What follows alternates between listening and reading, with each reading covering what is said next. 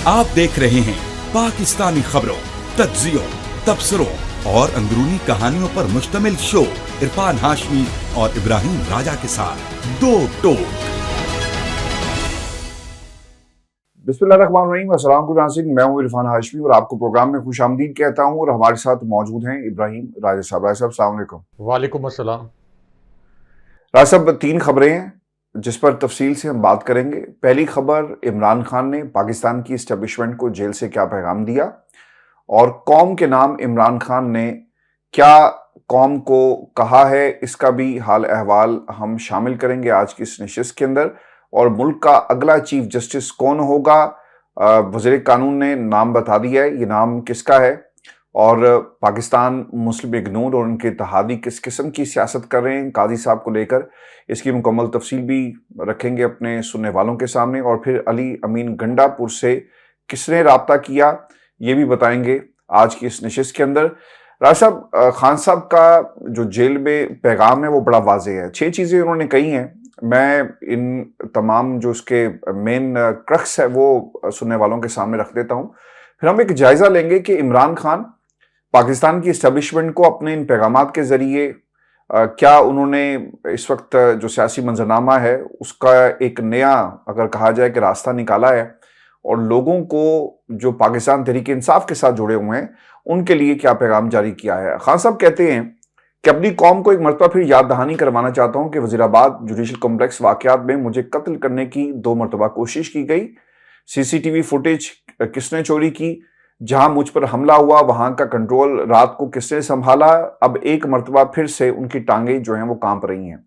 मेरे साथ तैनात अमला जो चेक करता था उसके और मेरे खाने में जहर तो नहीं, उसको चौथी मरतबा तब्दील किया गया। मुझे जिस सेल में रखा गया वो ओवन की तरह गर्म है, इसलिए पसीना आता है, मगर उनकी तकालीफ के बावजूद मैं कोई रिलीफ नहीं चाहता। जेल के मुझसे मुतल्लिक तमाम इंतजामी अमूर इस वक्त कौन कंट्रोल कर रहा है। दोबारा कह रहा हूं कि मुझे कुछ हुआ तो इसकी जिम्मेदारी किन शख्सियात पे होगी, ये मैं पहले भी बता चुका हूं। उन्होंने बुशरा बेगम के हवाले से भी बात की, फिर जो सहूलियात उनको जेल में दी गई, नमाज पढ़ते हुए छत से चूहे गिरते हैं, ये उन्होंने फिर बताया। जलसा मुलतवी करने के हवाले से भी खान साहब का एक राय साहब पैगाम आया, और वही कहते हैं कि मुझे जलसा मुलतवी करने की वजह पहले ही बयान कर चुका हूं, इसका एस्टेब्लिशमेंट के साथ राब्तों से कोई ताल्लुक नहीं है, ये सारी हुकूमत झूठ पर चल रही है, मैं तो इनकी खबर तक नहीं पढ़ता, मेरा एस्टेब्लिशमेंट से किसी किस्म का कोई राब्ता नहीं, अगर उनसे बात होगी तो सिर्फ मुल्क और आइन के लिए हम सिर्फ बात करेंगे।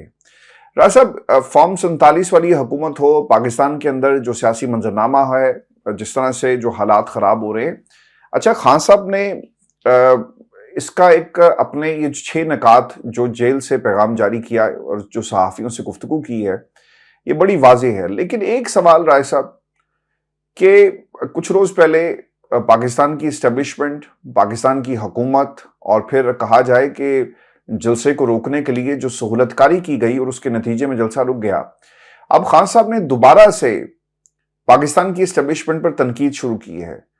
आपको लगता ये है कि भाई साहब जो पहले राब्ते हुए थे 2-3 दिन में ये राब्ते खत्म हो गए, या फिर कभी राब्ते हुए नहीं और इस हद तक राब्ते हुए कि इस जलसे को रोका जा सके, और अगर कोई दोबारा से फॉल्स फ्लैग ऑपरेशन होता या फिर कुछ वाकई हो जाता तो इसकी जिम्मेदारी पाकिस्तान तहरीक इंसाफ पर डाली जा सकती थी। इसीलिए इमरान खान ने पहले भी मुल्क के लिए, कौम के लिए जलसे को मुलतवी किया, हालात को समझा, हालात की नज़ाकत को समझा, और अब दोबारा से ये जो तनकीद है इस्टेब्लिशमेंट के ऊपर, ये एक बड़ा वाज़ेह पैगाम है कि इमरान खान ने किसी किस्म की डील ना उन्हें ऑफर की गई, ना वो चाहते थे ये जलसे के हवाले से, और वो डील नहीं करेंगे। राज साहब देखिए आशमी साहब, आपके इस सवाल के जवाब में 2 अहम खबरें हैं। एक तो इमरान खान साहब ने जो मीडिया टॉक की और उसके बाद एक मैसेज भी जारी किया गया पीटीआई के ऑफिशियल प्लेटफॉर्म से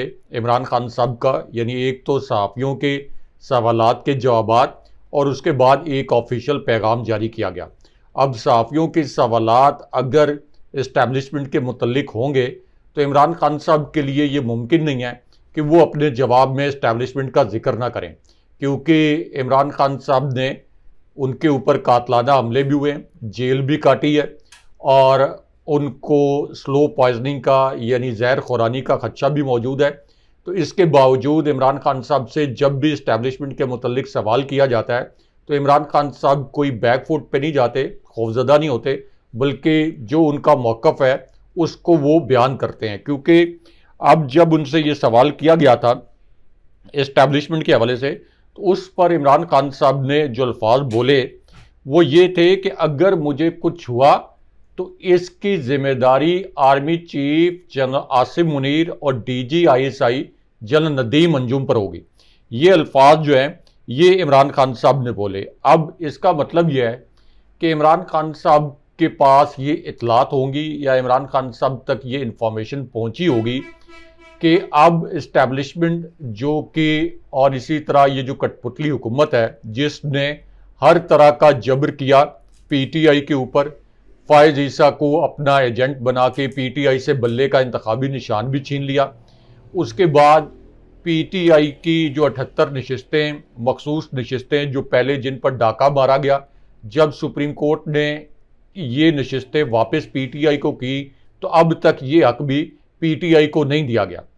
उसके बाद जब इस्टेब्लिशमेंट को और इस कठपुतली हुकूमत को ये इदराक हो गया कि इमरान खान साहब की मकबूलियत को तोड़ना नामुमकिन है, जैसा कि नजम सेठी साहब ने और दीगर कई सहाफ़ियों ने ये तज्ज़िये किए कि इमरान खान साहब की मकबूलियत का इस्टेब्लिशमेंट के पास कोई तोड़ नहीं है, और इसी तरह PTI के सोशल मीडिया का भी इस कठपुतली हुकूमत के पास और इस्टेब्लिशमेंट के पास कोई तोड़ नहीं है। तो जब हर तरह से ये कठपुतली हुकूमत और इसी तरह ये जो सहाफ़ी हैं ये खुद कह रहे हैं कि इस्टेब्लिशमेंट भी इमरान खान साहब के ख़िलाफ़ हर महाज पर नाकाम हो चुकी है, ख़ास तौर पर 8 फरवरी 2024 के इलेक्शन के नताइज ये इस्टेब्लिशमेंट के लिए एक बहुत बड़ा धचका था। और ये अल्फाज किसके हैं?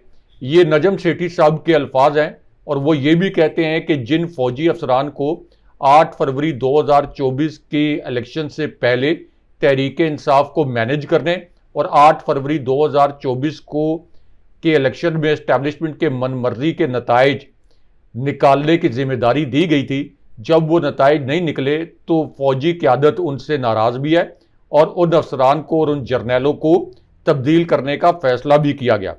तो इस वजह से अब इमरान खान साहब के पास हो सकता है कि ये इतलात पहुंची हों, जिसका इजहार अलीमा खान साहिबा ने भी किया कि अब चूंकि इस्टेब्लिशमेंट के पास और कोई हरबा नहीं रह गया तो उनकी जान ली जा सकती है इमरान खान साहब की।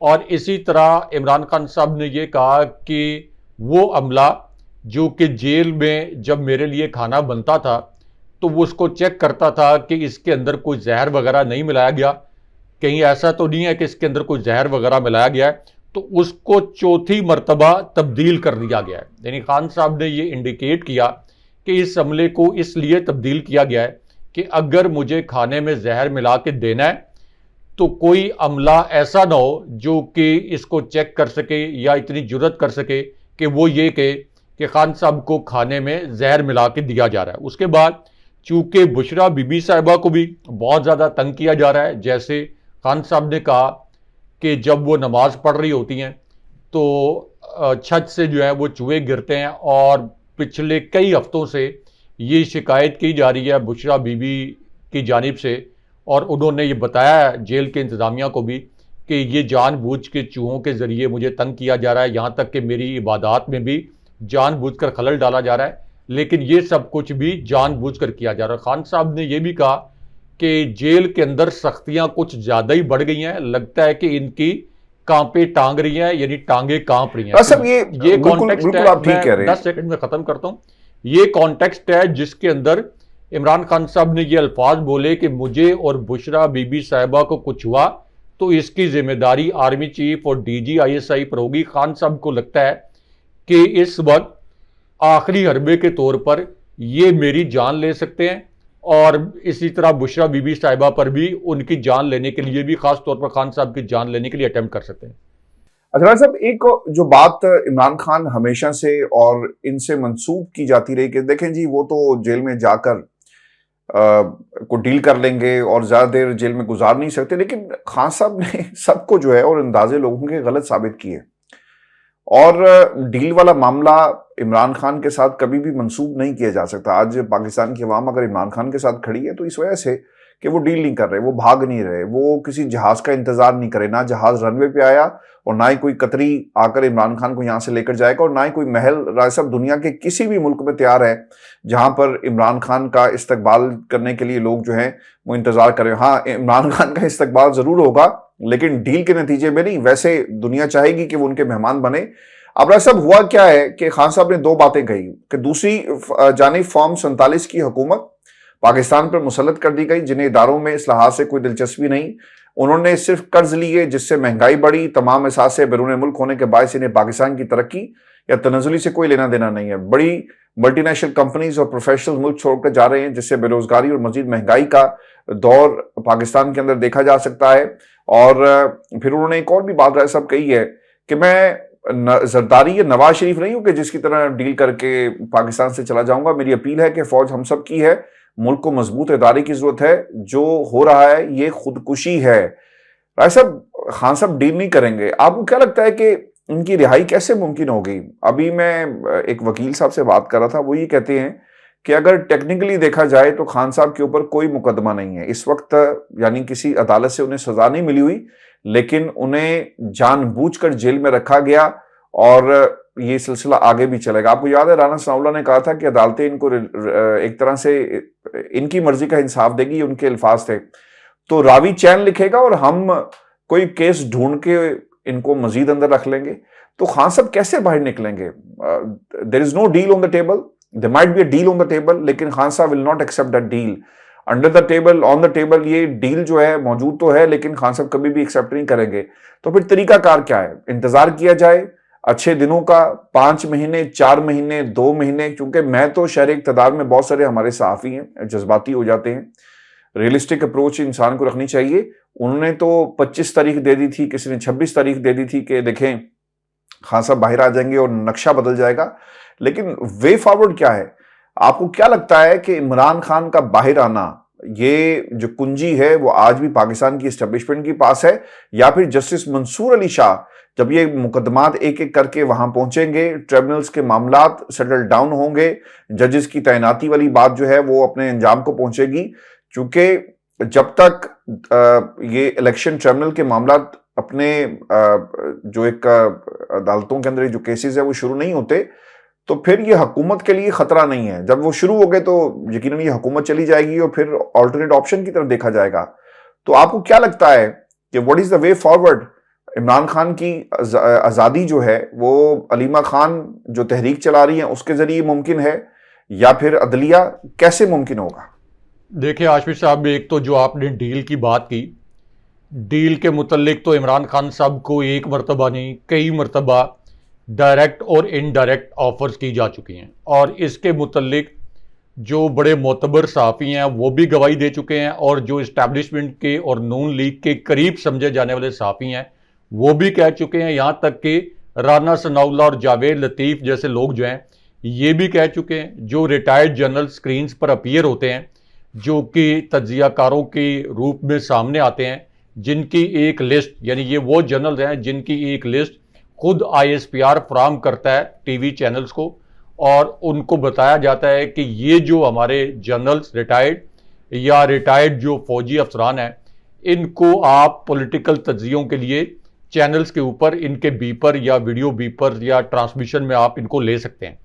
तो उन्होंने भी कई मरतबा ये कहा कि ठीक है, इमरान खान साहब सबसे मकबूल लीडर हैं, लेकिन खान साहब मुल्क को आगे बढ़ाने के लिए थोड़ा दिल बड़ा करें और 9 मई के वाक़यात जो हैं इनके मुतल्लिक माफ़ी मांग लें या वजाहत दे दें।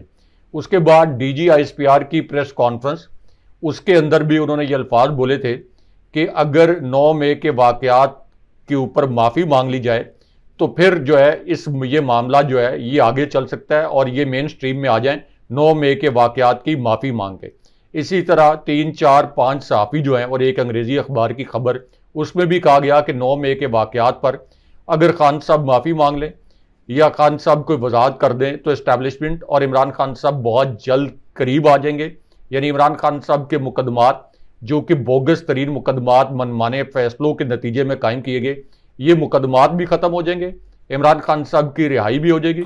माफ़ी तो तब मांगे ना कि साबित हो और ये तो उनकी ऑफर थी। तो राज साहब जी वे फॉरवर्ड क्या होगा? हमें इंतजार करना चाहिए जस्टिस मंसूर के आने का, या असली जो जजेस हैं उनके आने का, जो असली मुंसिफ बैठे हैं? क्योंकि आज मैं सुन रहा था ये जो रेफरेंस केस है 190 मिलियन पाउंड का, वहां पे राज साहब एक अजीब ही वाकया हुआ।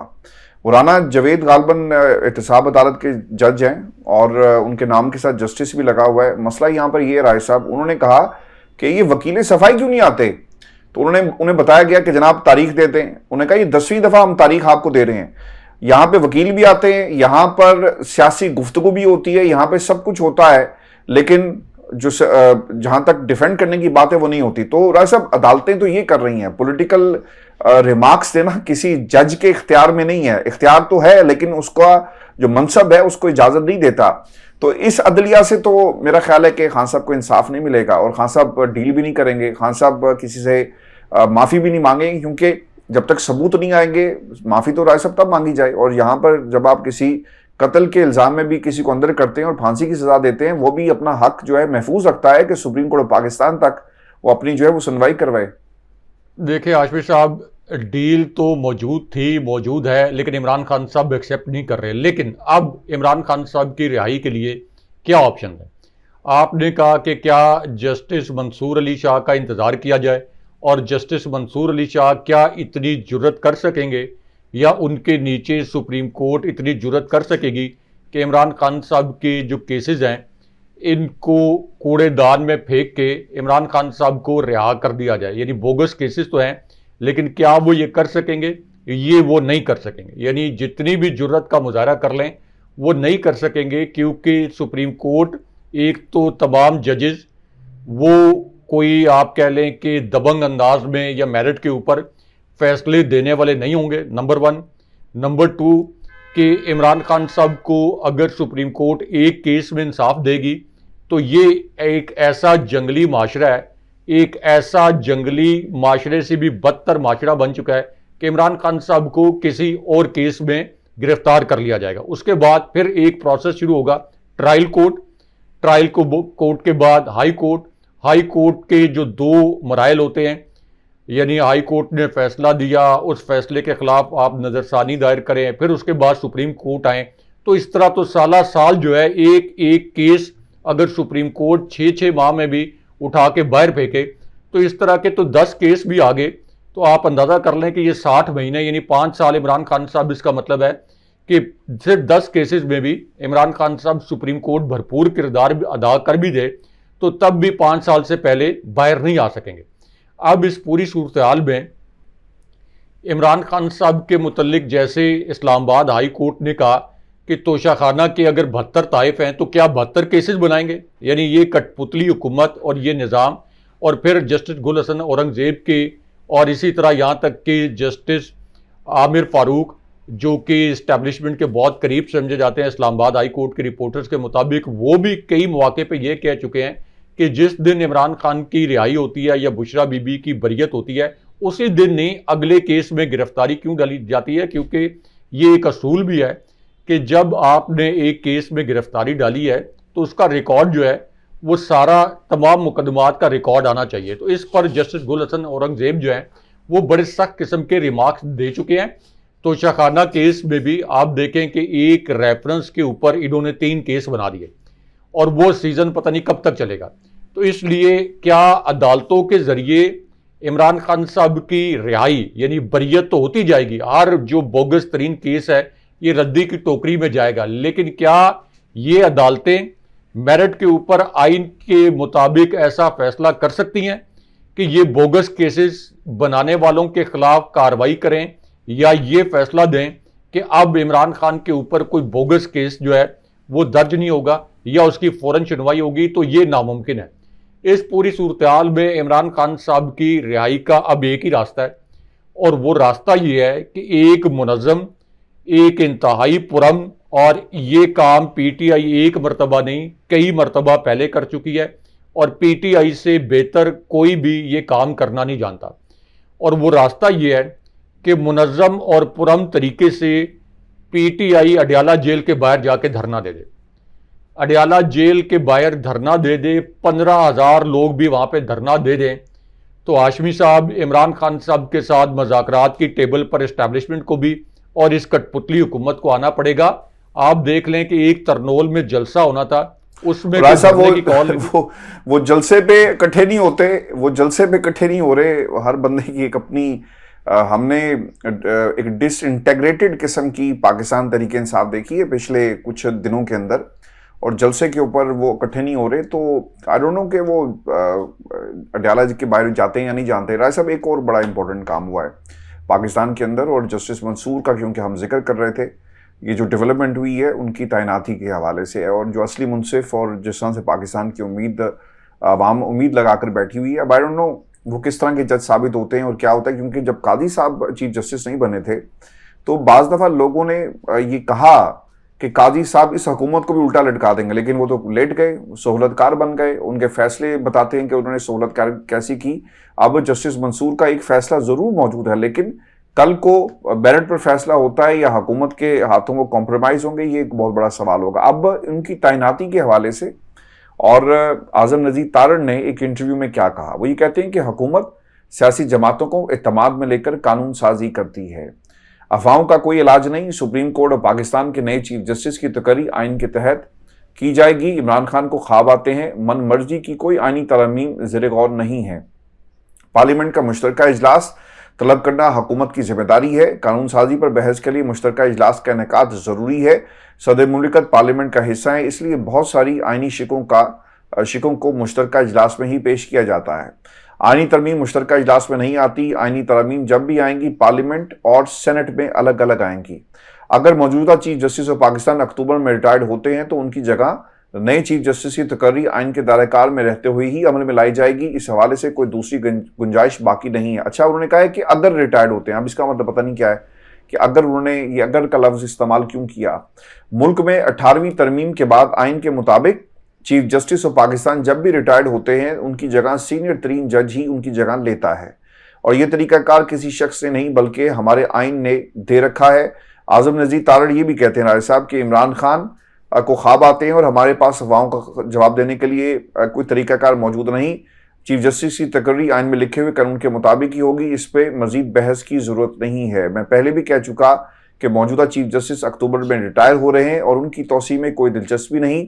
इस हवाले से ही कहना महज अफवाहों के सिवा कुछ नहीं। हुकूमत अपनी मन मर्जी का जज लाने के लिए आइनी तरमीम करना चाहती है। अगर हुकूमत को ऐसा करना होता तो चोरी छुपे वो कर लेते। अच्छा राय साहब, उन्होंने और भी मजीद बातें कही हैं प्राइवेट बिल के हवाले से, और जो मंसूर अली शाह साहब का नाम नहीं उन्होंने लिया, लेकिन एक चीज़ बड़ी इंपॉर्टेंट है। अगर आप थोड़ा सा पीछे चले जाए ना, तो ये भी खबर राय साहब आई थी कि पाकिस्तान मुस्लिम लीग नून और अपने इत्तेहादियों के साथ मिलकर ये हाई कोर्ट के जजेस के तबादले के हवाले से कोई मुसवदा जो है वो तैयार कर रहे हैं। अच्छा, इस कुछ खबरें बाहर भी आई, और अगर आप स्ट्रेंथ देखें, क्योंकि जो सबसे बड़ा मसला है वो जस्टिस मंसूर की तैनाती का, ऑब्वियसली अगर आप खड़ा करते हैं और काजी साहब को एक्सटेंशन देते हैं तो एक कॉन्ट्रोवर्शियल फैसला है काजी साहब के रिकॉर्ड के अंदर। और जिस तरह से पाकिस्तान की जो मजहबी जमातें और अवाम मुसलमान दुनिया भर में जहाँ जहाँ भी हैं, ऑब्वियसली अब इस फैसले को ज़रूर देख रहे होंगे, और हुकूमत के ऊपर भी ये प्रेशर होगा कि कॉन्ट्रोवर्शियल जज को आप एक्सटेंशन देते हैं तो फिर हुकूमत के खिलाफ हुकूमत के लिए मुश्किल हो सकती है। लेकिन ऐसा बाकी जजेस भी कादी साहब की एक्सटेंशन से खुश नहीं होंगे, और जो खबरें आई वो एक तरफ, लेकिन ये दूसरा मामला है, ये भी बड़ा खतरनाक है।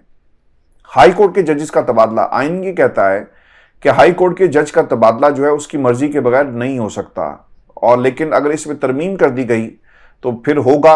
और अगर इस वक्त मौजूदा जो अदालती महाज है, यहाँ पर सबसे ज़्यादा हाई कोर्ट के जजेस ने इस वक्त टफ टाइम दिया है हुकूमत को और पाकिस्तान की इस्टेब्लिशमेंट को। इस्लामाबाद हाई कोर्ट के 6 जजेस थे राय साहब, एक जज को निकालकर जो आमिर फारूक साहब हैं, सारों ने खत लिख दिया कि मुदाखलत हो रही है और इनको रोकें। फिर लाहौर हाई कोर्ट के जजेस, फिर आपके पेशावर हाई कोर्ट के, और इसके साथ साथ आपके सिंध हाई कोर्ट के। तो जो जजेस हैं वो टफ टाइम दे रहे हैं, और टोटल स्ट्रेंथ इनकी बनती है। हाई कोर्ट के 36 जजेस हैं, इसके अलावा सिंध हाई कोर्ट के 29 हैं, इसके अलावा बलूचिस्तान के 11 और फिर पेशावर के 14 हैं। तो ये टोटल जजेस एक मुश्किल क्रिएट कर सकते थे। और फिर ये भी हमें याद रखना चाहिए कि इलेक्शन ट्रिब्यूनल्स के अंदर जब जज मुकर्रर किया जाएगा और इनको इनकी मर्जी का फैसला नहीं मिला, रिटायर्ड जजेस लगाने का और बाकी जितने भी मामला आते हैं, तो फिर ये क्या करेंगे, ये तबादले करेंगे। तो राय साहब, ये भी इसके अंदर एक बहुत अहम नुक्ता है याद रखने का कि हुकूमत किस किस्म का गेम जो है वो खेल रही है। देखिए हाशमी साहब, एक तो आपके सवाल का जवाब जो आपने कहा था कि क्या पीटीआई जलसा या अडयाला जेल के बाहर धरना दे सकती है, तो हाशमी साहब पीटीआई पर पाकिस्तान की तारीख का सबसे बड़ा जबर हुआ है। पीटीआई की पूरी लीडरशिप को अंदर डाल दिया गया और पीटीआई के किसी भी कारकुन पर अगर वो पीटीआई का झंडा उठा ले तो दहशतगर्दी के मुकदमात बनाए गए।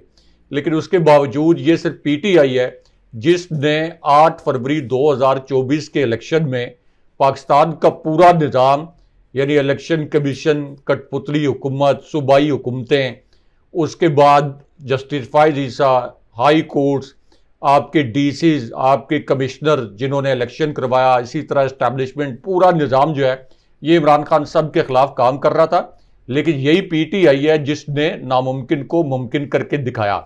अब जो तरनोल वाला जलसा था, यहां भी आप देखें कि इतने लोग आ गए थे और इतने लोगों की आमद हो रही थी कि इस कठपुतली हुकूमत की टांगें कांप गई और इन्होंने इमरान खान साहब से रिक्वेस्ट करवाई कि खान साहब ये जलसा जो है ये मुलतवी कर दें। तो इसका मतलब यह है कि अडयाला जेल के बाहर जाके धरना देना ये कोई ऐसा काम नहीं है कि ये नामुमकिन हो। जिस तरह से पीटीआई के कारकुन भी खौफ के बुत तोड़ चुके हैं, जिन 2-4 लोगों की जानिब आपका इशारा है कि वो कोई माइल्ड पॉलिसी अपना लेते हैं या जो इमरान खान साहब तक पूरा पैगाम नहीं पहुंचाते होंगे या इमरान खान साहब का पैगाम बाहर नहीं पहुंचाते होंगे, तो इनकी कोई अहमियत नहीं है। अहमियत उन्हीं लोगों की है जो कि पीटीआई के कारकुन हैं और उसके बाद वो जो कि लोगों को इकट्ठा करने या मोबिलाइज करने की सलाहियत रखते हैं और इस तरह के बेशुमार लोग मौजूद हैं।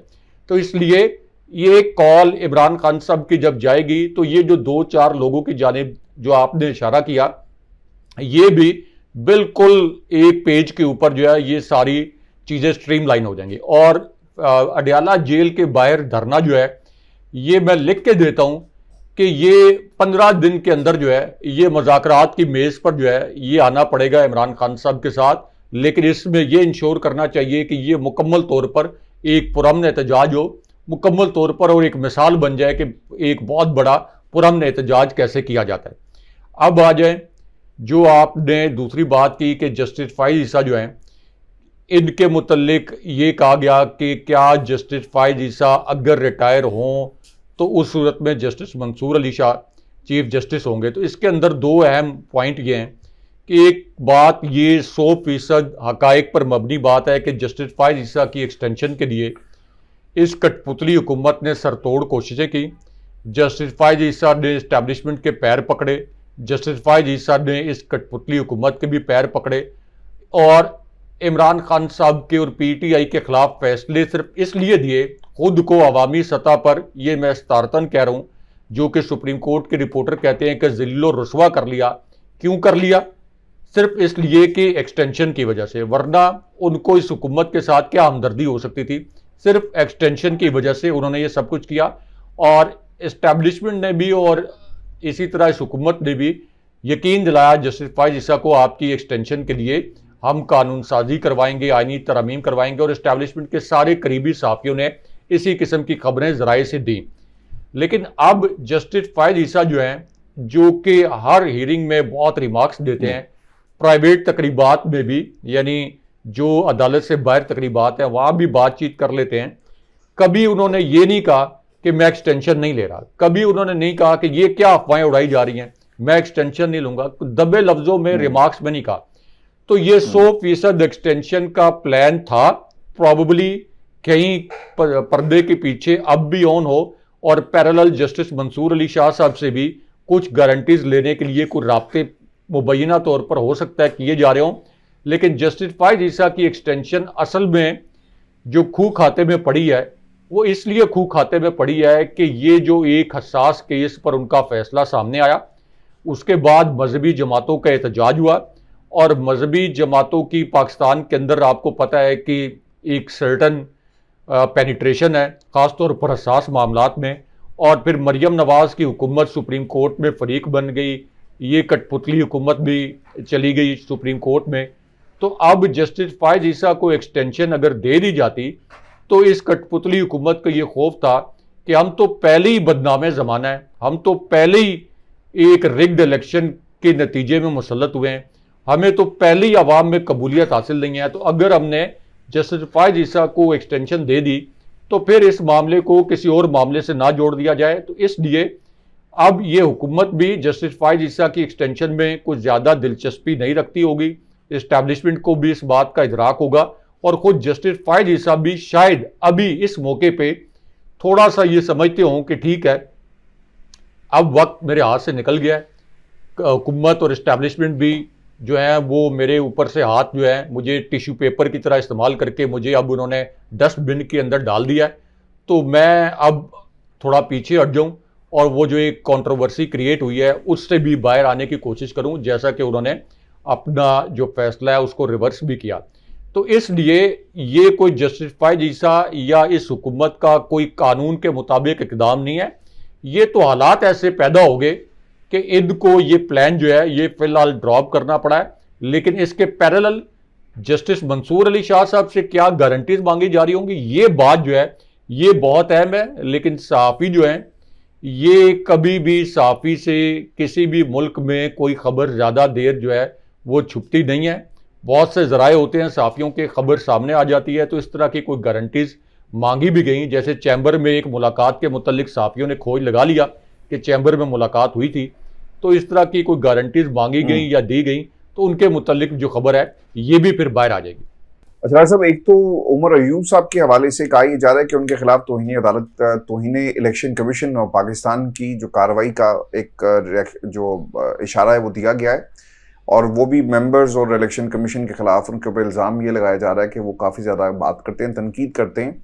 अच्छा, इनको पता क्या करना चाहिए? इस सारी PTI ना और पंजाब के भी मेंबरान जितने इनके अरकान असम्बली हैं और कौमी के भी और KP के भी, ये सारे जाकर इलेक्शन कमीशन के बाहर बैठ जाएं और सारे जो है ना तौहीन करें और सब इलेक्शन कमीशन को पुकार कर जो है वो बताएं कि उन्होंने किस तरह से मुंशीगिरी की।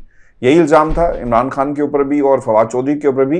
तो ऐसा फिर इतनी बड़े लेवल के ऊपर कार्रवाई होगी नहीं और एक तहरीक इंसाफ को यूनिटी दिखानी चाहिए। अच्छा, ये जो यूनिटी वाला मामला है ना राज साहब, एक तो पता ही चला कि जब शेर अफजल मरवत साहब को पुलिस ने पकड़ा जिस दिन जलसा होना था, तो उन्होंने असम्बली के फ्लोर पे खड़े होकर वो पूरी मंजरकशी की कि किस तरह और उनको पकड़ा गया, कहाँ पे रखा गया, कितने लोग आए। तो एक जुमला उनका बड़ा हिट हुआ है फ्लोर ऑफ द हाउस, और वही कहते हैं कि शर्ट खींची तो टर करके फट गई। अच्छा, अब इसके बाद असम्बली में कह के और जो अयास सादिक साहब है उन्होंने पूछा कि असल माजरा क्या है, ये कैसे फटी, ये बताएं आप हमें। अच्छा, मैं और पाकिस्तान की आवाम ऑब्वियसली ये जानना चाहती है कि ये जो हुकूमत और पाकिस्तान की इस्टेब्लिशमेंट है राय साहब, ये पेज कब फटेगा, वहां भी कोई आवाज आएगी या नहीं आएगी? बट जो उन्होंने मंजरकशी की वो ये कहते हैं कि मुझे SHO गोलड़ा ने उठाया और कहा कि हमारे साथ चलो। मैंने कहा कि मुझे ब्रश करने दो, कपड़े पहनने दो, साथ चलता हूं। जिस पर SHO ने मुझ पर असला तान लिया और मेरे साथी के मुंह पर थप्पड़ मारे। इस दरिंदगी के बाद मैंने अपने साथियों को कहा कि उनको सबक सिखाओ और मेरे साथियों ने उनकी खूब तसल्ली कराई, 2 पिस्तौल, 1 क्लाशनकोफ उनसे छीन ली। अच्छा, अभी इन्होंने असम्बली के फ्लोर पे तमाम बातें कही हैं, लेकिन जो इंपॉर्टेंट चीज़ है 8 सितंबर का जलसा और पाकिस्तान तहरीक इंसाफ के जितने भी लोग टेलीविजन टॉक शोज के अंदर बैठ रहे हैं, सब ये ऐलान कर रहे हैं कि हम 8 सितंबर के जलसे से किसी सूरत पीछे नहीं हटेंगे। व्यूअर्स, ये आज की हमारी नशिस्त थी। अपने कमेंट जरूर भेजिएगा, चैनल को सब्सक्राइब करना मत भूलें। मुझे और इब्राहिम राज साहब को इजाजत दीजिए। अल्लाह ने के बाद। अल्लाह ने के बाद।